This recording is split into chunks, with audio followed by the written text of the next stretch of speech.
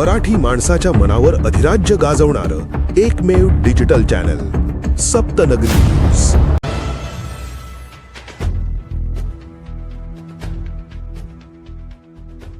नंदुरबार शहर वाहतूक पोलिसांची तत्परता, युवकाला तात्काळ केले दवाखान्यात रवाना। वाहतूक पोलिसातील माणुसकीचे दर्शन घडविले। शहरातील उड्डाणपुलावर एका परप्रांतीय फेरीवाल्याला अचानक चक्कर आल्याने कर्तव्यावर असलेल्या दोघा वाहतूक पोलीस कर्मचाऱ्यांनी तात्काळ दवाखान्यात रवाना करून पोलिसातील माणुसकीचे दर्शन घडविले। मंगळवारी सायंकाळी 6 वाजेच्या सुमारास उड्डाणपुलावरील मध्यवर्ती ठिकाणी हातगाडीवर फुटाणे विक्री करणारा परप्रांतीय फेरीवाला युवक जात असताना अचानक त्याला चक्कर आल्याने जागेवर कोसळला। यावेळी कर्तव्यावर असलेले शहर वाहतूक शाखेचे पोलीस कर्मचारी जगदीश मंडले, नरेंद्र महाले यांनी सामाजिक बांधिलकी जपून परप्रांतीय युवकास धीर दिला। तसेच चक्कर येऊन पडलेल्या युवकाला पुढील उपचारासाठी रिक्षाने तात्काळ दवाखान्यात रवाना केले।